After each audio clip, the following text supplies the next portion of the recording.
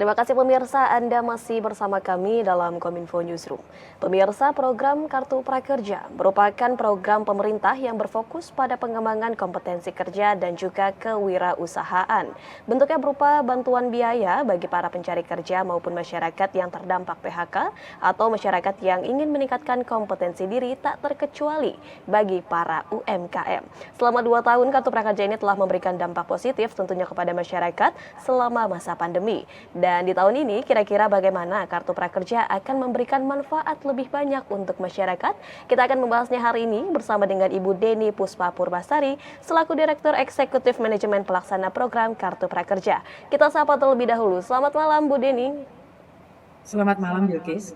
Ya, baik. Bu Deni, tahun 2023 ini Kartu Prakerja akan berjalan sesuai skema normal. Bisa dijelaskan, Bu, apa yang dimaksudkan dengan skema normal ini? Silakan, Bu Deni. Baik, sesuai dengan apa yang telah diputuskan dalam rapat Komite Cipta Kerja yang dipimpin oleh Bapak Menko Perekonomian, yang disebut sebagai skema normal itu adalah program Kartu Prakerja tidak lagi bersifat semi bantuan sosial seperti yang sudah dilaksanakan sebelumnya. Nah, jadi di dalam skema normal ini, program Kartu Prakerja akan fokus pada pengembangan keterampilan angkatan kerja. Bantuan pelatihan ditingkatkan, sedangkan insentif akan diturunkan. Tetapi secara total itu jumlah nilai manfaat yang diberikan kepada para penerima lebih tinggi daripada sebelumnya. Dan karena ini tidak lagi bersifat semi bantuan sosial, maka semua penerima bansos, apakah itu PKH, BPUM, dan kemudian misalnya saja adalah BSU dari Kemenaker, itu sudah boleh mengikuti program Kartu Prakerja. Dan karena kita fokus kepada pengembangan keterampilan, maka standar pelatihan ditingkatkan secara signifikan dan bidang pelatihan apa saja yang diberikan akan difokuskan. Baik, bantuan yang dimaksudkan dengan skema normal ini adalah bantuan yang lebih ditingkatkan, namun ternyata ini nilai manfaatnya ini justru lebih tinggi dari sebelumnya, begitu ya Bu Deni. Dan ini akan berfokus tentunya pada pengembangan keterampilan bagi para peserta yang mengikuti Kartu Prakerja. Bu Deni, kiranya sejauh mana program-program dari Kartu Prakerja ini mampu untuk mengatasi masalah penyerapan tenaga kerja, khususnya di tengah isu resesi dan juga stagnasi ekonomi saat ini, Bu Deni? Yang perlu saya sampaikan begini, di pasar tenaga kerja seperti pasar-pasar lainnya itu ada sisi permintaan, ada sisi penawaran. Program Kartu Prakerja ini membekali keterampilan pada sisi penawaran. Sedangkan sisi permintaan, yaitu lowongan kerja, itu bukan dalam kontrol dari program Kartu Prakerja. Itulah kenapa kita kemudian membutuhkan program-program yang mendorong investasi agar kemudian penciptaan lowongan pekerjaan itu makin besar. Meskipun program Kartu Prakerja juga mendorong kewirausahaan, yang artinya juga kemudian menciptakan lowongan kerja atau menciptakan entrepreneur-entrepreneur muda lainnya. Nah, yang penting juga ini adalah ketika kita bicara resesi dan stagnasi ekonomi, kita jangan hanya berpikir kekinian. Dalam artinya begini, bahwa yang namanya disrupsi di dalam lapangan pekerjaan, percayalah, ini akan terus terjadi dan akan semakin cepat dan semakin sering.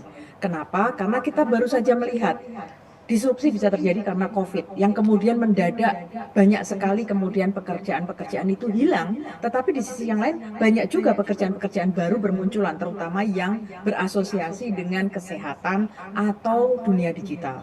Nah, jadi terkait dengan resesi yang mungkin akan merundung dunia, ya, bukan Indonesia saya yakin, tetapi dunia yang tapi punya dampak kepada Indonesia, kita kemudian harus bersiap. Dan juga disrupsi teknologi yang sebelumnya sudah terjadi sebelum COVID-19.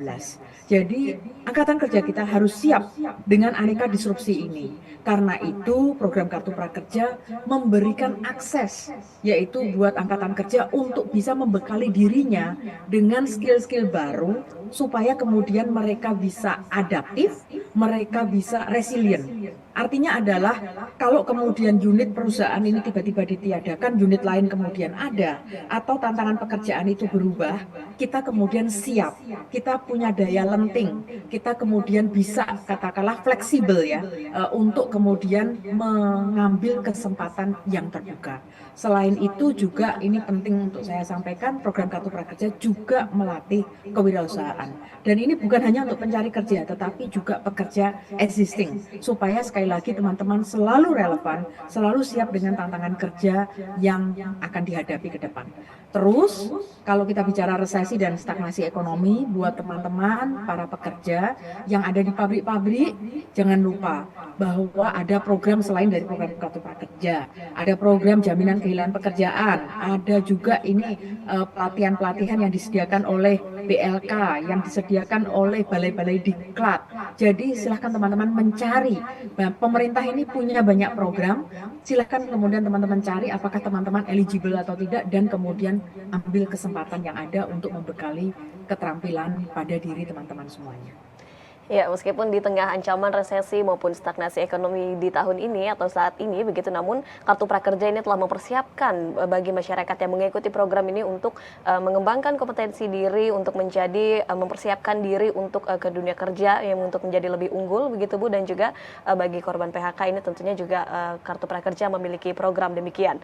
Jika kita menyinggung mengenai masalah program di Kartu Prakerja ini disusun berdasarkan apa Bu Deni, ataukah melihat kebutuhan pasar atau ditentukan oleh melihat kebutuhan di masa depan begitu Bu?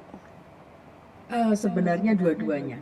Jadi Bilkis, tapi ini perlu saya sampaikan. Indonesia ini negara besar. Kita tidak seperti negara tetangga kita, misalnya saja yang itu relatif kecil dan sumber daya alamnya terbatas. Indonesia negara besar, kepulauan. Nah, jadi untuk negara besar, kita melihat bahwa Indonesia ini memproduksi semua dari pertanian, manufaktur sampai dengan jasa. Dan kemudian kita juga tadi bicara tentang ini soal apa sih yang perlu disediakan ya, kalau kita bilang ya karena Indonesia memproduksi semuanya, semua bidang, maka sebenarnya semua jenis pelatihan itu menjadi relevan. Namun di skema normal ini bidang pelatihan itu akan ditajamkan. Kepada apa? Tadi Bilki sudah sempat sampaikan, yaitu kepada pekerjaan-pekerjaan yang itu dibutuhkan di masa depan. Skillnya itu semakin dibutuhkan di masa depan. Itu ada di mana, bidang-bidang apa saja. Ini bidang-bidang ini telah dikaji oleh lembaga-lembaga internasional. Nah, dan juga lembaga seperti misalnya saja Bappenas dan Kemenko bidang perekonomian sendiri. Seperti misalnya saja bidang-bidang pelatihan yang ada di laporan IDOTASK, di laporan Critical Occupation List, di laporan The Future of Jobs dari World Economic Forum, dan juga di laporan Riset Online Vacancy Outlook dari Bank Dunia. Itu dan dalam hal ini tentu saja bidang-bidang ini nanti ketika disediakan di program Kartu Prakerja, dunia usaha dan dunia industri juga akan dilibatkan untuk memastikan relevansi dari bidang-bidang yang diberikan. Ya, kemudian Bu Deni, Kartu Prakerja ini tahun ini disebut akan berfokus pada peningkatan skill. Kiranya sektor mana saja yang akan ditingkatkan atau yang menjadi perhatian khusus selain meningkatkan dari skill digital? Kabarnya juga Kartu Prakerja ini akan menyasar kepada industri manufaktur dan juga TKI begitu Bu? Iya, jadi skill tadi yang dari beragam publikasi atau riset itu mencakup apa saja, yaitu pertama misalnya saja adalah terkait dengan software. Kemudian yang kedua adalah manajemen bisnis. Jadi manajemen itu kan dari hulu sampai dengan hilir, dari business intelligence artinya adalah riset pasar itu sampai dengan misalnya saja keuangan, pengelolaan sumber daya manusia, dalam hal procurement atau purchasing, artinya adalah kita misalnya butuh pengadaan barang dan jasa untuk perusahaan membeli bahan baku, kemudian juga penjualan pemasaran, jadi ketika produknya itu sudah jadi itu bagaimana kemudian menjual dan memasarkannya. Kemudian pelatihan yang terkait dengan data, baik itu adalah penyimpanan, kemudian mendapatkan, kemudian memproses, menganalisis, menampilkan data, kemudian general office, konstruksi, K3, produksi dan operasi, mekanik, operasi mesin, kemudian engineering, hospitality seperti yang terkait dengan pariwisata, food and beverage, itu termasuk di sana, perhotelan ada di sana juga, kemudian terkait dengan housekeeping misalnya saja itu juga termasuk, kemudian hal-hal yang terkait atau skill yang terkait dengan kerajinan, baik itu adalah menenun, kemudian juga membatik, kemudian kerajinan yang terkait dengan kulit, anyam-anyaman, kemudian jasa perorangan, pertanian, termasuk juga di sini ada bahasa asing. Nah, untuk TKI, memang kita sudah melakukan survei, ternyata 7% lebih dari penerima kartu prakerja itu adalah orang-orang yang mengatakan dirinya tertarik untuk bekerja di luar negeri, dan mereka yang pernah bekerja di luar negeri. Nah, di sini untuk skema normal, apakah ada pelatihan yang relevan buat teman-teman yang ingin bekerja di luar negeri? Jawabannya ya, termasuk misalnya di sini adalah hospitality dan yang terkait dengan bahasa asing. Baik, kemudian untuk target penerima atau peserta kartu prakerja pada tahun ini berapa Bu Deni? Lalu anggaran prakerja ini bersumber dari mana dan berapa besaran biayanya? Jadi untuk tahun ini yang sudah ada di DIPA sebesar 2,67 triliun untuk 595.000 penerima kartu prakerja. Namun dari Komite Cipta Kerja menyampaikan bahwa target peserta tahun ini adalah 1 juta peserta, sehingga masih akan dianggarkan untuk 400 ribuan peserta senilai 1,7 triliun lagi. Nah, sejak awal program kartu prakerja di tahun 2020, anggarannya selalu ada di bagian anggaran Bendahara Umum Negara, Kementerian Keuangan. Baik, apakah dari anggaran yang telah disediakan ini dibagikan insentifnya kepada peserta yang memiliki skill berbeda-beda atau disamaratakan? Seperti apa Bu Deni nanti skemanya? Jadi sesuai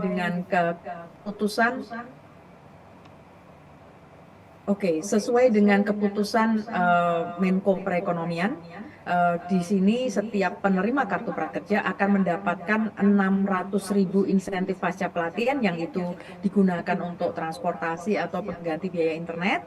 Kemudian untuk bantuan biaya pelatihannya sendiri nilainya adalah 3,5 juta rupiah yang bisa digunakan untuk membeli banyak pelatihan baik itu online ataupun offline. Kemudian juga ada insentif survei total senilai 100.000 rupiah untuk 2 kali survei.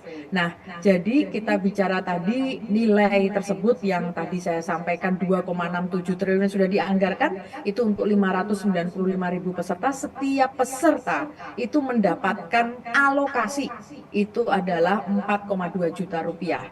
Tapi pemanfaatannya semua tergantung kepada para penerima.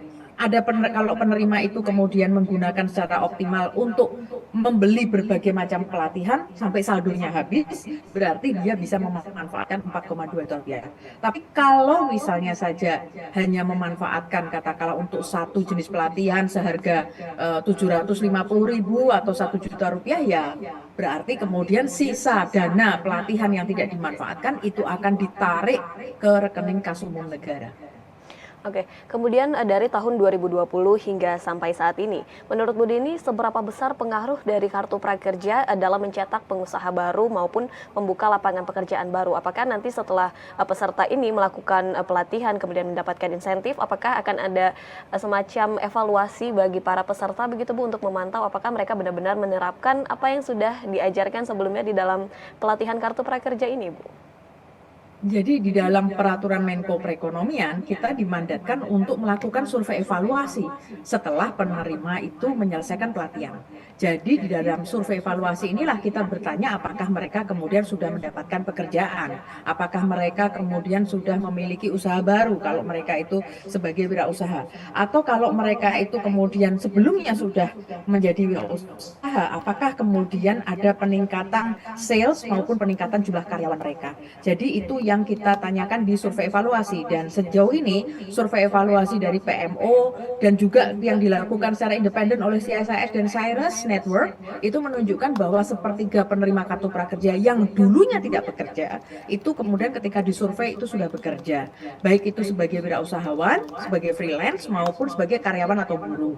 Nah, dan kemudian riset impact evaluation yang dilakukan oleh JPAL Southeast Asia maupun oleh Presisi Indonesia Indonesia itu telah menemukan bukti bahwa program Kartu Prakerja itu meningkatkan peluang orang-orang para penerima itu untuk mendapatkan pekerjaan sebanyak 18%, untuk wirausaha itu meningkatkan peluang kepekerjaan mereka itu 30%. Ini riset keduanya itu ada riset independen, nggak dibiayai oleh PMO Kartu Prakerja, tapi didanai oleh sponsor-sponsor yang mayoritas itu adalah lembaga-lembaga internasional. Baik, bisa digarisbawahi berarti bahwa memang Kartu Prakerja ini memang betul menghasilkan begitu ya Bu, dari hasil pelatihan yang telah dilakukan. Kemudian ini juga berdasarkan survei terdapat 1/3 penerima yang dulu tidak bekerja kini sudah kembali bekerja, dan juga tentunya bagi para wirausaha ini juga dapat terus meningkatkan usahanya. Terakhir Bu Deni, kapan kiranya pembukaan Kartu Prakerja untuk tahun ini, dan siapa sajakah penerima yang bisa mendaftar, dan akhirnya apa saja yang dibutuhkan untuk menjadi peserta Kartu Prakerja tahun 2023? Iya, jadi untuk gelombang pertama akan dibuka pada kuartal 1 tahun ini, tetapi tepatnya kapan tunggu saja, kita sedang melakukan persiapan-persiapan.